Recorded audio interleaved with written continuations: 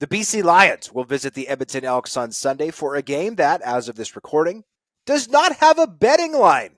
Vernon Adams Jr. is expected to miss this game due to a knee injury he sustained in last week's lopsided loss to Winnipeg, with former Rough Riders quarterback Jake Dolegala likely making his first start as a member of the Leos. The Elks, meanwhile, will be rolling out Trey Ford for a second straight start after he ignited Edmonton's offense to the tune of 42 points and the team's first win last week. JC, can the Elks do the unthinkable and make it 2 in a row? Yes, they can. And frankly, once the betting line rolls out for this game, if it's a touchdown, if it's more, I don't care what the points are. I'm taking the Elks to win and win big in this game.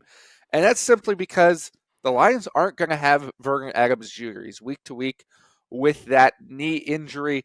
Jake Dolegala coming in to start is just about the worst possible situation that this team could be in, because they have some real problems on that offensive line, and Jake Dolegala is a statue in the pocket. 6'7". He might as well have a big sign on the front of his jersey that says, "Hit me, please," because he's going to get no protection at all this week. He looked, to quote Shaquille O'Neal, horror awful in the preseason. I don't think he's going to look any better with this offensive line in front of him in the regular season. The Elks aren't going to turn it around overnight, but they're going to get another huge win here because their opponents just don't have what they need under center.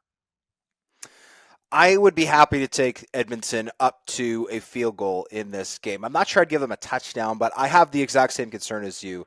Last week, the Winnipeg Blue Bombers absolutely collapsed the pocket on Vernon Adams Jr., taking a leaf out of the book we saw the Calgary Stampeders write the previous week on how to defend Vernon Adams Jr. Obviously, Jake Dolegala is different, but at 6'7", I think he has a little bit of underrated athleticism, but he's certainly not Vernon Adams Jr. He is somebody who is going to need to throw from the pocket, and I do not think that BC's offensive line can get that done. They struggled badly against the defensive front in Winnipeg last week, a unit that had not generated much pressure at all with 3 or 4 guys up front so far this season. I think that Edmonton, led by Noah Curtis, Sean Oakman, who had a bit of a breakout performance for them last week, can get into Jake Dolegala's face, force him to make mistakes. I don't love Edmonton's secondary, but they do have some great athletes back there who I think could take advantage of some errant throws or some off-target passes.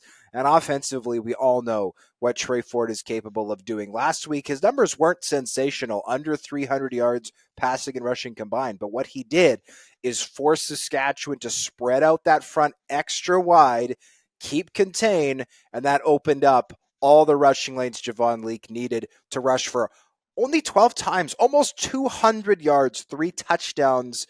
Obviously, we know that BC, their defense will be watching that game film, planning accordingly, but there's only so much you can do to stop Trey Ford. If you're going to keep him in the pocket, which Saskatchewan did, you might still give up over 200 rushing yards and 42 points. So I'm happy to take the Elks here up to a field goal, maybe as much as -4, -5. If it gets up to a touchdown here, I would happily take the BC Lions with those points on the road, despite the quarterback change that is presumed at this point. We don't know that it's changing, but we do know that Vernon Adams Jr. less than a week ago was carted off the field, unable to put weight on that leg. I think it's pretty safe to suggest that Jake Dolegala will be the starter for this one.